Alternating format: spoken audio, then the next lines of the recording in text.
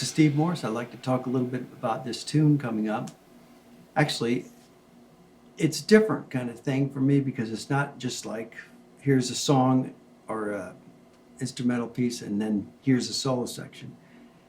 It was a really nice chord bed, constantly changing underneath, and I felt like it needed a combination of a melody and some smooth soloing, kind of connecting it. So what I ended up doing is trying to have a few little melodic pieces in the solo. And anyway, that's the approach I use. To start off with, it's just the chords. I just played an octave. I'm playing on the 5th and 2nd string, and when I do that, my third finger is deadening the strings in between, so I'm picking just down. So you hear note, thud, thud, note.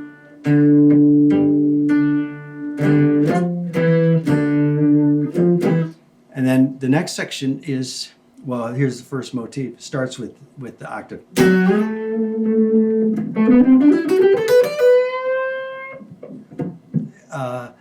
That line, I'm actually starting on the unbent.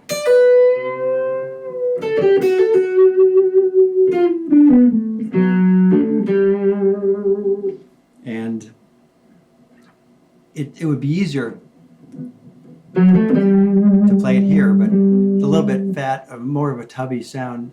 So to make it fit in with the rest of the melody, I played on the 4th string. Sometimes that means moving around in order to pick the right string, even though the note may be the same.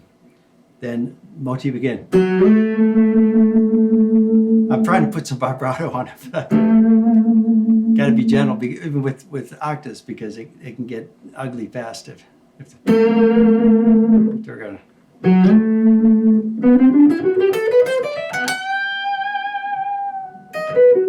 And I think the no.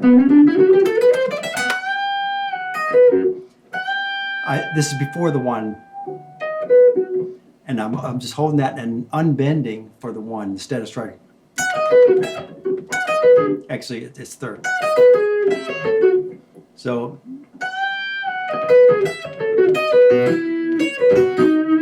this is a little bit weird. The B and the B not. Anyway, that just.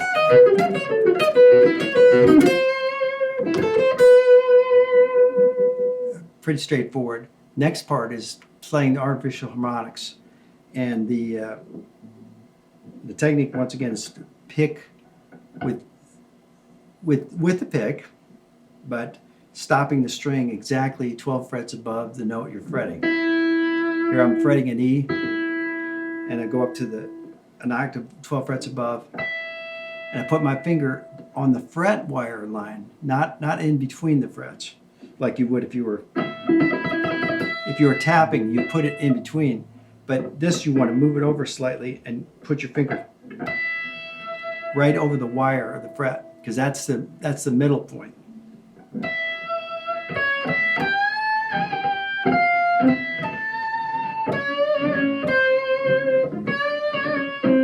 That's very stylistically something I do a lot, or with it.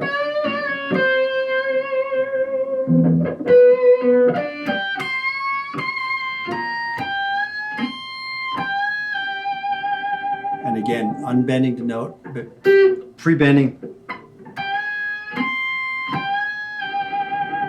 and unbending it to make the next section. Okay. This part in F is to me, it's all amalgam.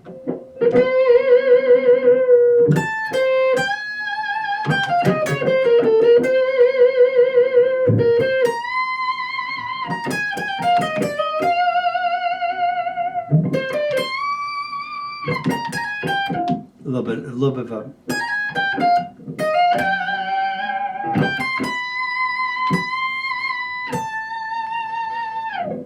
So I guess the main thing to say here is to take care to make the melody sing, because I just imagine, you know, the guitar being the melody instrument.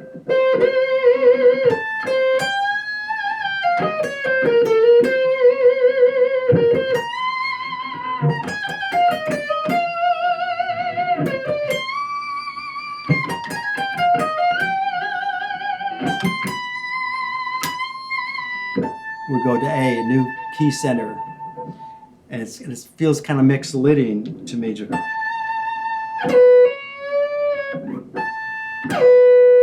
When I slide down, I'm still letting the note sound. So I get a little bit of that glissando.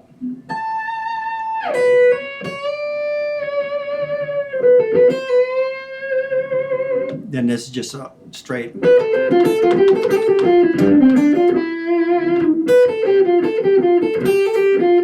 A little bit of a trill.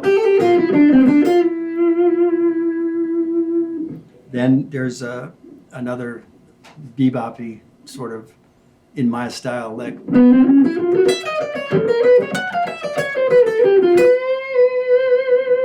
Not much to say except they're just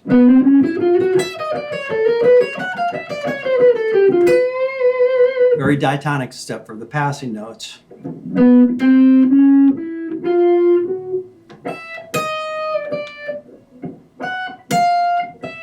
Those little notes that are stuck in between.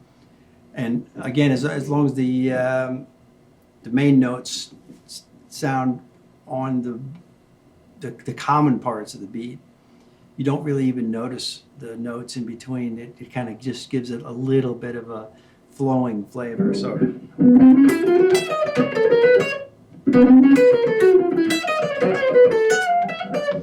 those kind of those kind of chromatic things I do all the time in order to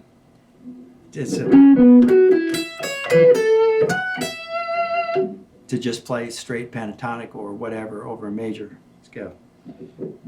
Now we go to the sort of a minor seven. There's literally the tritone. Then walk up.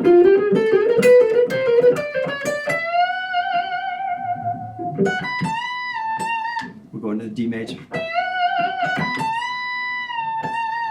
Then we're going to the E.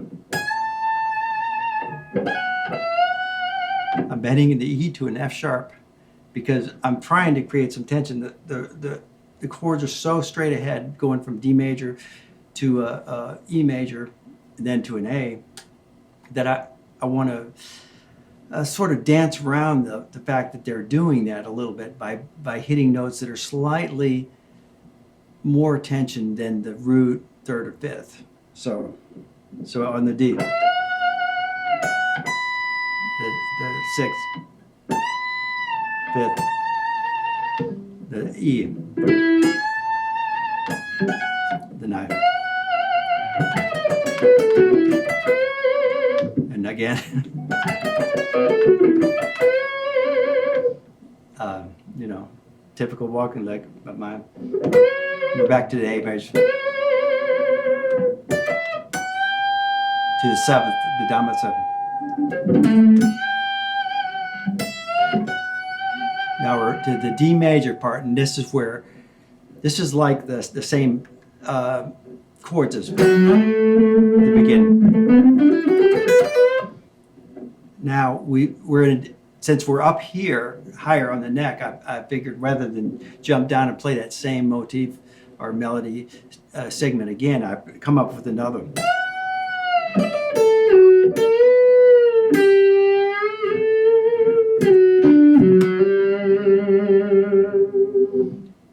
Real straight ahead stuff, but the bending is the thing that helps make it sound melodic and lyrical. So yeah, pay the most attention to the bending.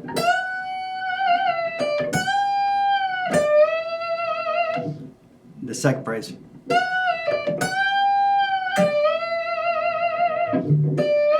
I'm bending up instead of fretting. Now, I've got a D bent to an E. My next note is a F sharp, so I'm playing the F sharp.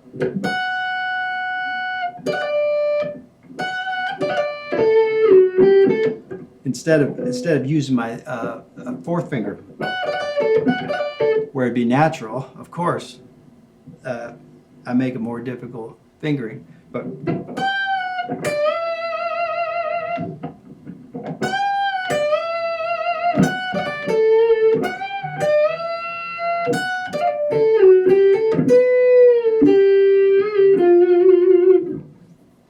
anyway, for me, that's just the way it worked out when I played. I think I played, yeah, with my fourth finger.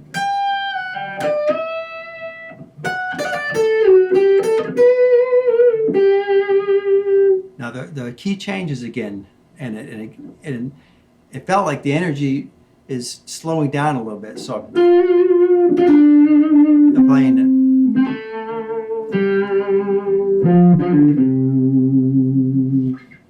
And again, it'd be easier.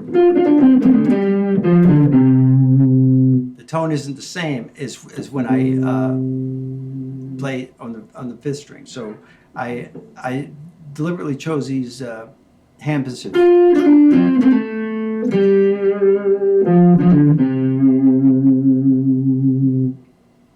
And to me, it was a melodic way of sort of playing notes that fit, and also it's literally falling down and kind of settling after all the high stuff. The next phrase, I played it as an E minor to a G minor. These last two notes I heard within the track as one of the chordal instruments was playing those notes, and I thought, well, I'll go along with that because it's so prominent. And when I played other notes, it sounded like I was trying to harmonize it out of the clear blue. So this way just felt more natural. Then a little walk. What's unusual about this is that I'm picking up until the fact that the note that I bend.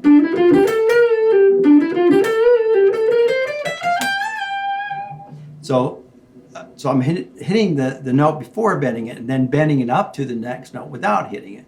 It's kind of.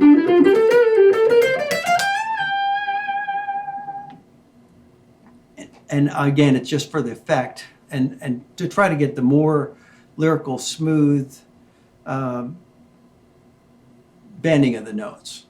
And then the last phrase is a G minor.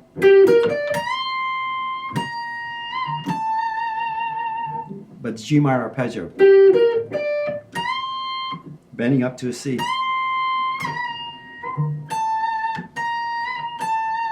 Get that little bit of bend there. And that's just like me thinking at the last minute, I've got to hit the root of the D chord. Okay, so there we have it.